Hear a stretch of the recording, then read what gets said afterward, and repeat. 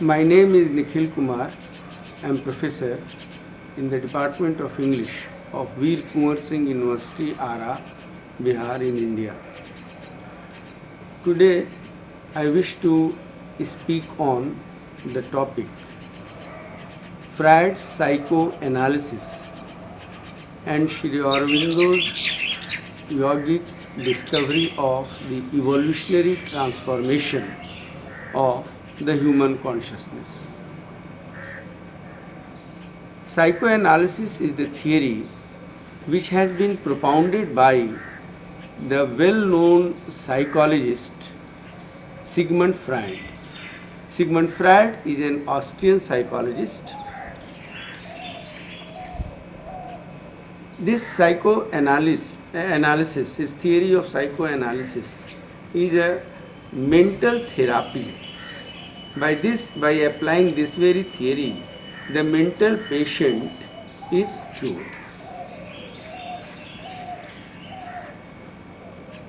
Soon after propounding his theory, Freud analyzed Shakespeare's famous tragedy Hamlet in the light of this psychoanalysis.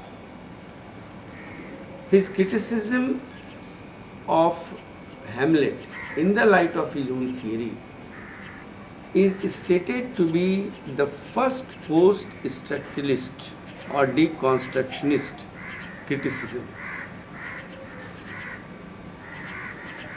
Therefore, it comes to be the first psychoanalytic literary theory.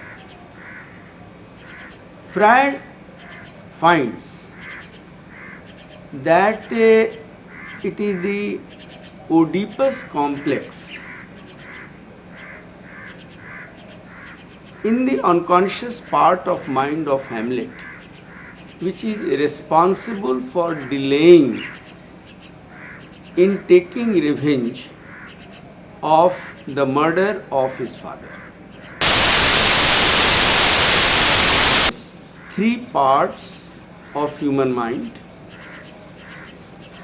unconscious, preconscious and conscious. The preconscious part of mind is generally known as the subconscious part of mind. Freud says further that it is the unconscious part of mind which is ultimately responsible for the behavior and thought of a man. This unconscious part of man is the sixth consciousness of man. Freud asserts that each and every act of man is finally regulated by his sixth consciousness. Therefore, he says that it is the sexual attraction of Hamlet towards his towards his mother, which delayed in the revenge. So, he also makes it clear that unconscious part in itself is not unconscious. It is our conscious part, the conscious part of our mind, which is termed as unconscious by Freud. So his emphasis is on the unconscious part of mind. Whatever we think, whatever desire we have in the conscious part of our mind, if they are not satisfied,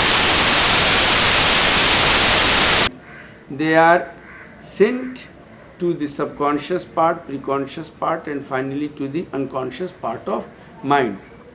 But basically, fundamentally, it is the sixth consciousness of man which regulates his each and every action.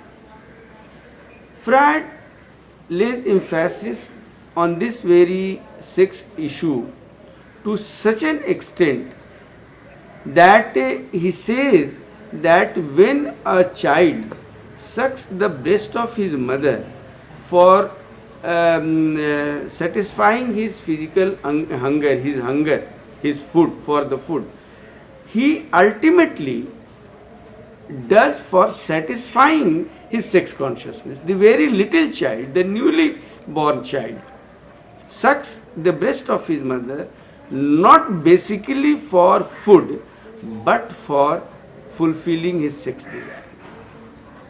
But such a statement, such a theory of Freud was very much challenged, very strongly challenged by the academic world. Not only by the academic world, but by Sri Aurobindo. Sri Aurobindo is a born yogi, and when we analyze his works, his literary works, his writings on yoga, we find that Sri Aurobindo is a yogi of very, very unknown eternal heights of consciousness. So, apart from the his other manifestations in so many writings, he says very categorically in one of his letters on you that it is the consciousness which is the fundamental thing in existence. Consciousness is so much fundamental that it is under its separative principle, it becomes unconscious energy. In fact, consciousness by its nature is integral. This integral consciousness is the divine consciousness. This is integral in nature, but it has its separative principle, and as a result of the operation of its separative principle, the creation has come into existence. So under this very separative principle, consciousness comes to be unconscious energy. It further comes to be electron, photon, constituting atom, and finally constituting matter. This story doesn't end here. Life evolves out of matter, and this life in fact is the manifestation of consciousness itself. And further this life evolves to the plane of mind. In the evolution, consciousness moves back towards its integral principle on the transcendent plane of consciousness, which is integral consciousness, and Sri Aurobindo has called it the supramental consciousness.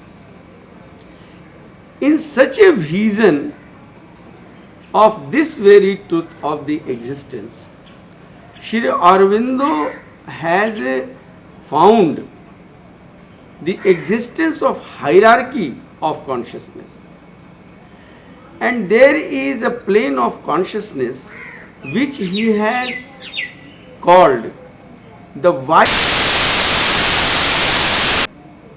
In the human mind, there is a plane of mind which he terms the vital mind consciousness. So, the picture which we find in the psychoanalysis of Freud is in fact the picture of this vital mind consciousness. And even on this plane of vital mind consciousness, there is a plane of lower vital mind consciousness. There is a plane of higher vital mind consciousness. But the picture which Freud sketches is the picture of the lower mind consciousness. So Freud's vision is very much narrow. It is too narrow to be true. And on account of this, it becomes erroneous. Let us notice, discovers only the mind. Man is not made up only of the mind. Man is made up of body, life, and mind. These are the three constituent parts of man. And This is the discovery of the Vedic of Sri Aurobindo. And very much visible, intelligible even to the matter oriented mind. If the matter oriented mind looks at this very point attentively. So when we think of the evolution in general, first of all we find the existence of matter. Matter evolves out of life evolves out of matter. So life manifests in the unicellular body. So that clearly shows that an individual's being is made up of body and life. Further, with the coming of man, that is to say, with the evolution, with the coming of man, the third order of force of evolution, which is mind. So therefore, it's very clear that man is made up of body, life and mind. So Sri Aurobindo says that in the being of man there are four parts. Freud speaks of only one constituent part of that very mind. He only finds three. Earlier, it is unconscious, preconscious and conscious. But Sri Aurobindo says that there are, first one is what he calls inconscient, the second one he calls subconscient, the third one he calls conscient, and the fourth one he calls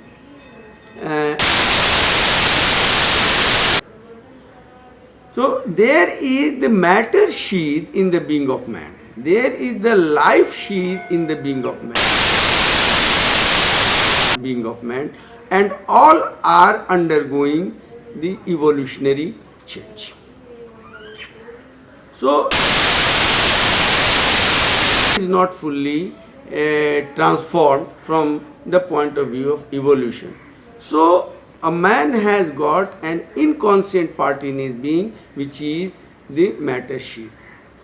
Further, there is the life sheath, and this very and the third one is the matter sheath, and third one is the mind sheath.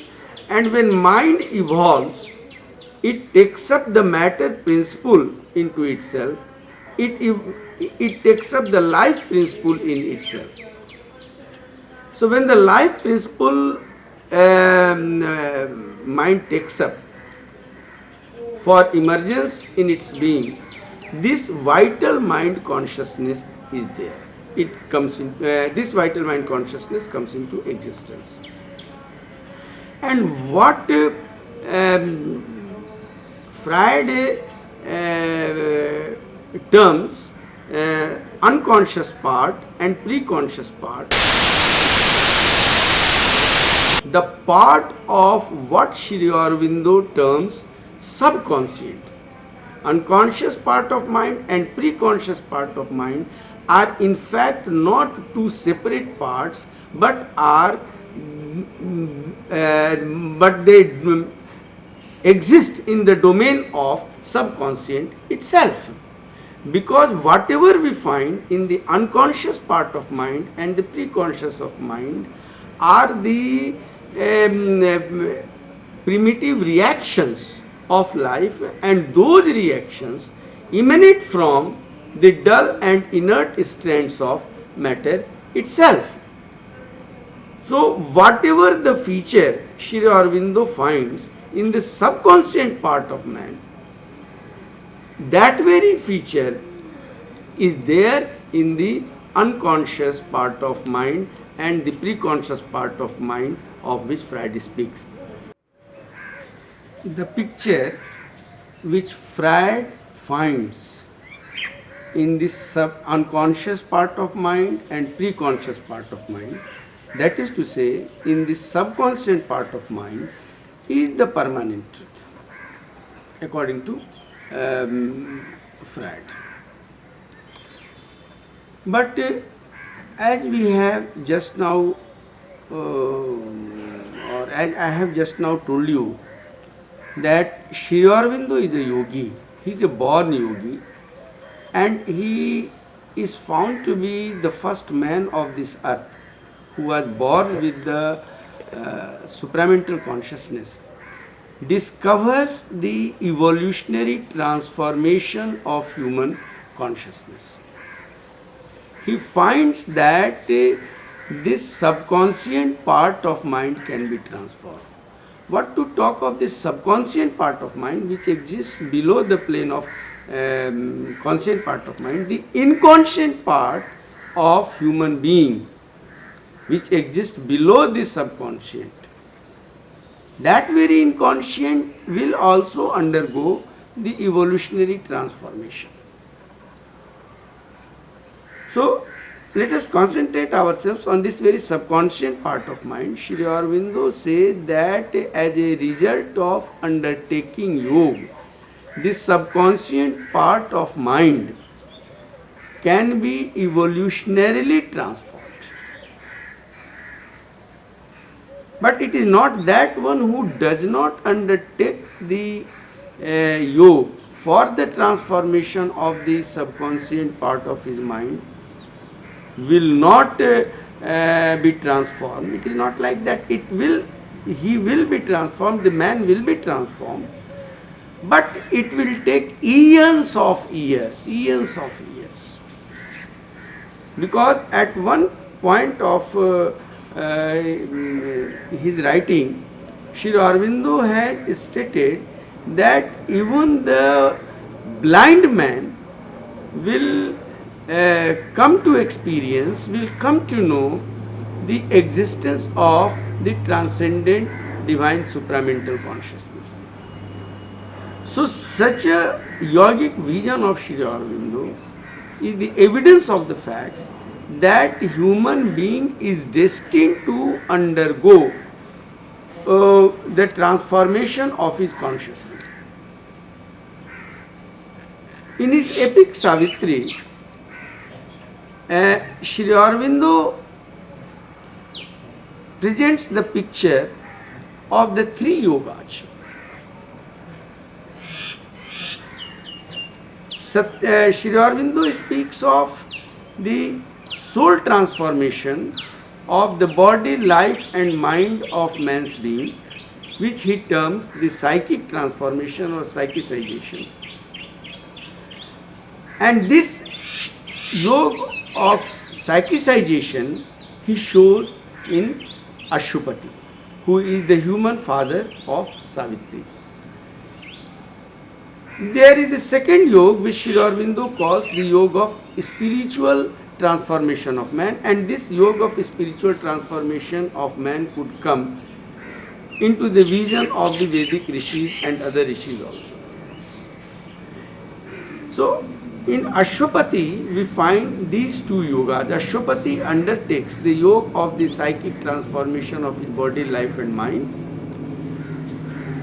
And Ashwapati also undertakes the yoga of the spiritual transformation of his being. And Sri Aurobindo shows his third yoga, which he calls the yoga of the supramentalization, and this yoga of supramentalization of the being is the summit of the yogic consciousness on this very earth. In the case of Ashwapati, Sri Aurobindo shows in his epic Savitri that the subconscious part of Ashwapati's being will also be transformed. His subconscious part is nourished by the planes of the divine consciousness. So Ashwapati represents human being. Further, when Savitri undertakes the yoga of supramentalization of her being, she enters into the subconscious part of her mind. so that she could bring about the transformation of the subconscious part of her being. And as a result of bringing about the transformation of the subconscious part of mind, within which this unconscious and subconscious of Freud comes, the transcendent divine supramental consciousness will be established. So very clearly Sri Aurobindo has shown in his epic Savitri and in his other prose works that all the parts and beings of an individual will undergo the transcendent divine will undergo transcendent divine supramental transformation. That is to say, the transcendent divine supramental consciousness, which is essentially the integral consciousness, will be established into the being of man, into the even what we call today the inconscient part. It will be established there, and man will undergo divine transformation. That is to say, the divine will manifest in the being of man. That's all. Thank you.